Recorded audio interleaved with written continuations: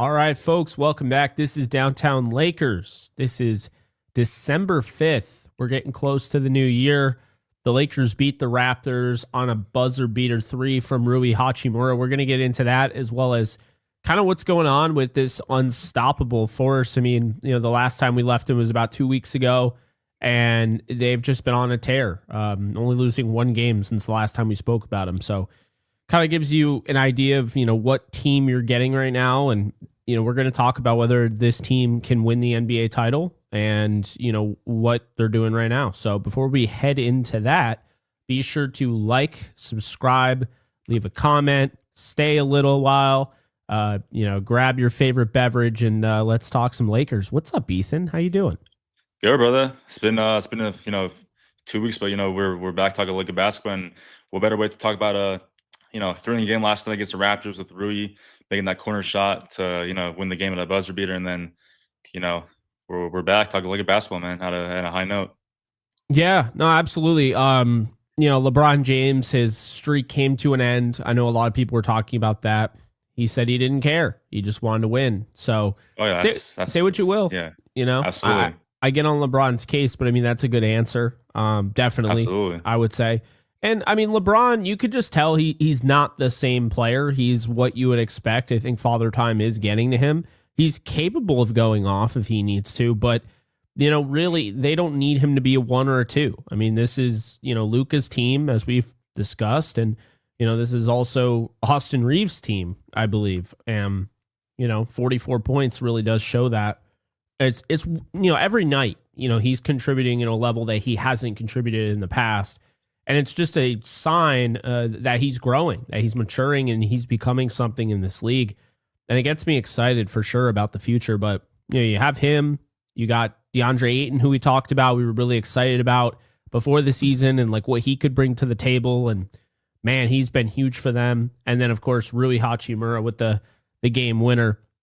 They all, had a really nice night. I think this was all hands on deck. And full team effort. That's what we saw.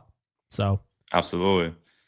Yeah, I mean, I think for the first time in LeBron's career, he's not the first option anymore, because now you have, two young forces in Luka and Austin, and he's probably the number 3 option. So, I'm sure he's kind of made that known. Just letting those guys doing their own thing, like Luka scoring, Austin scoring, obviously with Luka and LeBron not scoring as much. Like, he just scored 44 points last night. It's like, I think he's averaging like about 40 points a game when Luka's on the floor. So that's absolutely incredible. So, yeah, we'll get more into that, but yeah. So it's Luka's team now with Austin with the second option. So that's a huge thing to talk about there. Yeah, I mean, yeah. I think with Austin Reeves, I mean, you saw, you brought it up, on the plan for today, and Reeves in the last 4 games without Luka, he has 41 points, 10 assists, 5.3 rebounds, 1.8 steals, and he's shooting over 50% from field goal. And then, of course, he's over 42% from 3-point range. So, now he's starting to creep into that territory. Like, I mean, this could be one of the better undrafted rookie free agents we've ever seen. And I think we all knew, when the Lakers got him, there was something different about him. He wasn't just like an undrafted free agent that kind of figured it out.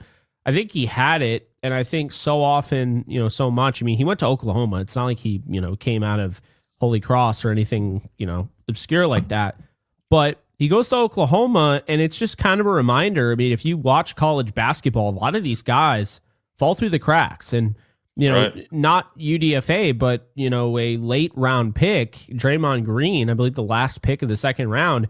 I mean, that's somebody that played serious ball at Michigan State. So, we've seen this in the past. I mean, we saw Isaiah Thomas as well as another. We've seen plenty of guys that have gone late in the second round or have gone undrafted and have made enough of an impact where you talk about him. But Austin Reeves, we're talking about him becoming a star. We're talking about him getting a big-time contract and being a part of a duo. I mean, this is kind of the new Splash Brothers, right? Luka and Austin. I mean, it's basically like Curry and Clay. But, I would argue to an extent, I think it's better because first off, I was never that high on Klay Thompson to begin with. And he was always injured. And now you have, Reeves and Luka, and I just think, that tandem is just really hard to beat. But the thing that makes Austin so great is that he knows how to contribute no matter the situation. Oh, Luka and LeBron are in the lineup. I can be the third guy. I can be the number 2 guy. If they're not shooting well, I can be the number 1 guy. If it's just Luka, there's no LeBron, that's going to work really well. And if all of them are out, I can take over as the guy. To have a guy who can play multiple roles and be that versatile no matter what the situation is, that's the type of guy you want to sign long term. He gets the overall message, he gets the picture, and he's not afraid to take a step back if maybe his shot's not falling. He's not one of those volume shooters that's going to keep shooting your team out of the game either. He can just get right onto the supplemental end of his offensive game and start dishing out the rock. So really, really talented player, and he is a blast to watch. Absolutely, I agree. I mean, me and you talked like off air before we went live. I think he's probably the greatest undrafted player we've ever seen in probably NBA history.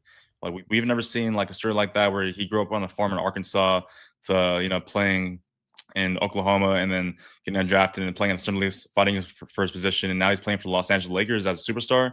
That's absolutely insane. So for him to like play like that, just the way he is this season alone, without the stars on the floor, that's just unbelievable. So he's due for an All-Star this year. Hopefully he starts, and then I'm sure he's gonna get a big payday this offseason. So he really deserves that for sure. I understand some would say this is the time to trade him away. When his value is this high, and maybe you don't re-sign him. I really do think they're going to re-sign him. We should. I don't think he's getting away. I think they're aware that their best bet is to run with those two and build a team around those two and kind of figure out the rest from there. I don't think you can let a homegrown guy like that, who isn't just a fan favorite now he's recognized by the entire league. Like, he's going to have a market. So I think you hang on to a guy like that. And I would be really frustrated if that, were to be the case where they didn't bring him back. That would be really frustrating for sure. Yeah, I mean, like I said, there's trade rumors going around with like Giannis in the bus because I guess he's not happy with like what the situation is in Milwaukee, and then so if we do like contact them, regarding our trade, they're gonna obviously want Austin in return, right? But I'm sure front office knows damn well not to put him in any offer, like, or even talk to him about any sort of trade like that. So, I mean, obviously, like I say, we want to keep our homegrown guys home and then just develop our guys and create the chemistry like it is right now, and just grow to the top and get a championship like that. So that's the best way to do it. So that's probably the best way to do it. Yeah, no, absolutely. Again, we mentioned LeBron's streak came to an end. 1,297 straight games with at least 10 points. It's funny because it's just 10 points, but that streak is kind of crazy. It's all about a win. If we lost and he has 10 points and people would just wouldn't wouldn't really care about like the the whole thing. But people were asking him after the game like, hey, how do you feel about ending your streak by 10 games? And he's like, I don't care. We just won. That's all that matters. Which obviously it doesn't matter because Laker win is more important than a LeBron 8-point game, and then right. So yeah. No, that's for sure. So tonight, Lakers Celtics is in Boston. Second night of a back-to-back. LeBron James is out, and Luka is also out because of a personal reason. He's traveling to Slovenia to welcome his second daughter. Congratulations to him. Yeah, that's big stuff. So he's out. LeBron's out. Marcus Smart's out. So it's going to be a lot of Austin Reeves. I can tell you that much. Yeah, I mean, I know for sure that our guys will be tired just because obviously second night of back-to-back. I'm sure they flew into Boston like around 3 a.m. So, I mean, who knows? I was actually at a game in Boston 2 years ago where LeBron and AD were out, and Austin scored like about 35 points to win the game in Boston. So, hopefully, we see another game of that, and then Laker win. So that's what we hope. How about that tonight? I know, right? I was actually pretty disappointed. I was with my dad in Boston, and I'm like, damn, LeBron and AD are out. I think we're gonna lose by 30 points. and we just won. So that's absolutely crazy. That is crazy. And then, you have Jaylen Brown, who, of course, rested yesterday. So he'll play Right. tonight. Of course. Yeah. As we all know. Yeah, with the whole injury. Oh, he hasn't played in 30 straight games. He'll play against the Lakers. Oh, yeah, he's just going to take tomorrow night off. He'll play the next Jason day. Tatum against the returns with Lakers. the Achilles tear. Play the Lakers. No, Yeah. I mean, he's not playing tonight, but just, Yeah, I mean, it always feels that way, right? Yeah. So what are your thoughts on tonight? Who do you think comes out on top? All right, look, so everyone's saying that, Lakers are going to lose, but honestly, I do think we lose, but not by like a large margin, but I hope we win, but I think we'll lose. I think I think Austin will score by at least 35 points, 30 points minimum. We need big contributors by the bench. We need Austin, we need DeAndre, we need Jackson Hayes, we need Rui, obviously, again. Gabe Vincent needs to step up big. I mean, pretty much everybody has to, step up big in order to win this one without our main guys in. So, yeah. Yeah, I don't see the Lakers winning this one. Just kind of a lot to get over the hump, but I think they'll be close. If LeBron played, maybe. If Luka played, I do think they win. And I agree. Marcus Smart obviously would have helped, and I'm sure he would have loved to go up against his former team. So, yeah, it's just one of those nights where you try and salvage what you can, but they're definitely feeling it injury wise and just absence wise, and we'll see how many points Austin Reeves can score off a back-to-back. Like you said, they probably got in about 3 a.m. So that's usually how it is. It's just, it's tough. I mean, that's obviously the name of the game, but at the same time, it is tough. The Lakers schedule after today, they got the 76ers in, Philly on Sunday to end a 3-game road trip. And then they have the Spurs in the NBA Cup quarterfinals on Wednesday. So let's talk about the 76ers game. Sunday, I would imagine Luka's back for that. He should be. I was looking at reports saying that he'll be out today and most likely come back on Sunday to join the team in Philly and then just join the team right after that and play the Spurs another big game on Wednesday for the quarterfinals. Which if whoever wins the games goes to Vegas for the the semifinals or whatnot to go into the Cup finals. But yeah, so we'll see what happens. But for the Philly game, I think we take that one just because Philly hasn't been doing pretty good just because Paul George's been in and out of the lineup. So is Joel Embiid. But Tyrese Maxey's a phenomenal player. So, who knows, he can step up pretty good. So we'll see. Yeah, no, he's been huge. He's been absolutely huge. So yeah, I do think they'll get the win against the 76ers. And I think they're going to get the win in the NBA Cup quarterfinal. I know the Spurs have a lot there and obviously Wemby, but I just think this Lakers team, especially in the NBA Cup, they just look like a different animal. And they look unstoppable regardless. So when they're fully healthy, they're really tough out. They'll likely be fully healthy by Wednesday. So, yeah, I think they win both of them. And I just wanted to touch here on this here, Matt the Man. Howdy, boys. Thoughts on Giannis trade rumors? I don't see us trading for him at this moment, considering he's injured. Yeah, I saw there was like a report or something that like he wanted to go to the Lakers, and there was another report that said he wanted to go to the Knicks. I don't know what to think. It's just various reports. Like everything is just like mixed up. But even prior to the season, I remember there was like another rumor where Giannis was trying to push for a trade to New York to play for the Knicks. So who knows if they kind of jump back on that with the Knicks front office trying to get something done there. But like we said before, if he comes here, then they're obviously going to want Austin Reeves in return. So I mean, if they do want something else, then that's fine. But no Austin for sure. Yeah, they would probably want Austin Reeves at that point. I don't know if I make that trade. I don't know. I wouldn't either. It'll take at least 5-6 players out of our whole entire roster to mess everything up. Chemistry's already like an A+ right now, so I think we just kind of keep what we have until the trade deadline and see what happens there. So that's what I'll initially do there, just to keep the team like what it is. And yeah. I mean, Reeves is 27 years old and Giannis is 30, so you're 3 years younger. 3 years. And then because it's Giannis, he's a huge name, so they're just going to be. It's just not going to make any sense. I mean, you're always going to get fleeced in a trade like that, unless it's Luka.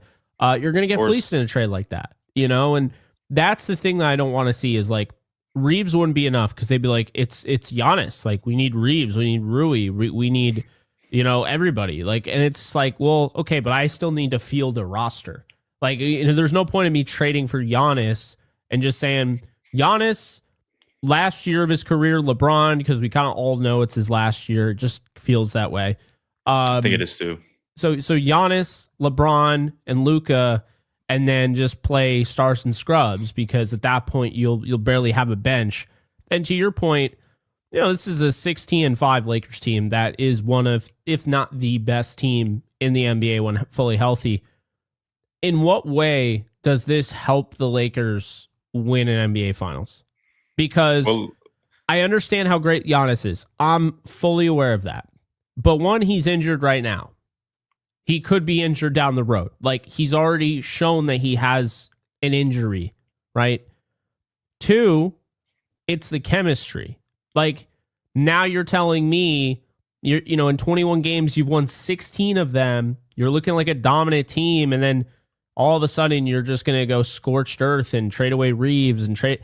It just doesn't feel conducive to winning a championship. And so for that reason, I would be out on any trade. Really any trade involving your core, whether it's Luka, Reeves. I think I would trade LeBron for the right price, but I would really just, that's what I'd be looking at. Like, I would not trade Reeves. I really don't think there's probably a trade out there that would make sense, but I wouldn't do it. Yeah, I agree. Like, I'm sure our front office after this season, seeing what he can do without the stars on the floor, just to keep him untouchable, to be traded elsewhere, just to keep him until the offseason, to give him the max contract to stay here for 5+ years or whatever the case may be. So I'm sure he's gonna be a Laker for the next 10+ years. I mean, hopefully until he retires. So that's what we need right there. Yeah, Otto saying, wow, you can't even see me over this thing. Otto saying it's to the point where I don't think I'm trading Reeves in any package for Giannis, echoing what we were just saying. Not that I think Reeves is better, but his age, talent is more enticing than the assets, plus Reeves for older Giannis. I could not agree more. And that's really where I go about it, is now it's not just Reeves straight up and I'm taking a bath in terms of I'm getting a 3-year older player. It's Reeves and a bunch of guys, and it's an overpay because Giannis is a huge name. It's not that he's not a great player, but he's a huge name that you couldn't make a trade like that. It wouldn't be a fair trade. The Lakers would get fleeced, and people would say, well, you don't get fleeced. You just go out and get the better player. Look, Giannis is great, but I'm absolutely against trading Reeves. He just fits too much into what they're going to do. And to be fair, I also understand what Falco's saying here. What scares me with an AR long term with money is him and Luka play similar roles. Neither play great defense. That's why the Mavs teams with Luka were without Brunson. Yeah, I mean, I do see the point there. I do think Luka's gotten much better defensively, and I also think Reeves has gotten better each year defensively. But there is still some concern there for sure. That said, I just think about it. It wouldn't just be Reeves. It'd be you wouldn't pick until 2035. And on top of that, you would be trading Rui. You would be trading Dalton Connect. You would be trading, pretty much all the guys. And all your guys on the bench, all your draft pick, just for one guy that. And then you don't have assets to replace them. You never know. Exactly. That's the thing. So it's how are you going to replace those guys? It's just going to be the South Bay Lakers? Is that going to be your bench? I don't think that works. So yeah, that's my take on that. I totally agree. Do you have anything else before we wrap this thing up? Did we answer all the comments here? Let's see if we did we? I see some of the Clippers, but Matt said. Where's that? Say? It's the fourth one up. It's talking about Chris Paul. There it is. Also, how about the decision the Clippers made the other day? I can't believe they made that choice to release CP. I, of course, don't care about of a Laker fan. As a Laker fan, it's great to see the Clippers fall. I mean, yeah, I agree. It's pretty dirty what they did. Just release them at 3 a.m. once they're, I think they're stuck in Miami in the airport trying to fly back to LA or whatnot. But from what I heard, I guess he and Tyronn Lue were kind of having like a bad relationship, communicating and whatnot, or I'm not really sure what the whole situation is, but it's like a whole thing about like communication and like the coaching or just not really good chemistry in the locker room. I don't know, but um, we'll see. I mean, we'll see what happens. I mean, hopefully he gets a ring. Honestly, he deserves it. But you know, good thing to see the Clippers fall though. That's definitely true. That is definitely true. Let's see. I don't really see any questions. Well, I think the news about him being injured is him soft quitting on the team, personally. That's how I feel. Yeah. Doesn't make me right, but that's kind of my vibe. Right. Yeah, I think that's it. So, any other thoughts? Any other things you want to touch on, or that's it? I think that's it. Yeah, I mean, I'm not a big Gabe fan, truthfully. So, I mean, he's honestly just to catch and shoot. Like we've seen his game. I mean, no hate on him, but it's just pretty much just catch and shoot guy, like we saw in Miami like the last few years. But if we somehow do get Giannis, which I don't think we will, it'll be trade package including him. But just saying. But yeah, I agree. Should the bench Gabe and start someone else? Yeah, I agree. I mean, if Luka's out and LeBron's out, I think we should start maybe. It's a good question. Probably either Dalton or someone else like that. Yeah. Yeah. No, and I also think Luka plus Reeves' friendship / relationship is really growing and all that stuff. Yeah, no, it absolutely does. I think so as well.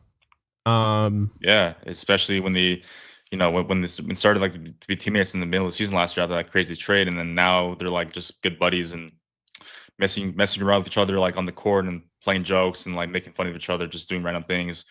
That's part of the chemistry. It's part of like the friendship that they have and the whole team with like the whole team bonding, and that's what we need throughout the whole season just to win a championship like we did in 2020 because of that chemistry. So that's the one thing we need to keep, and that's very important. Yeah, I would probably split it up for a few solid role players. That's what I would do personally, but that's a good question there from Otto. What about you? Yeah, I mean, I agree. I mean, just put a few role players and pretty much what you said there. Yeah. All right, y'all. Well, we appreciate you guys hanging out with us for a little bit. We'll be back. I'll be Friday in LA, so I'll see you there. That's right. Yeah, I'll see you there.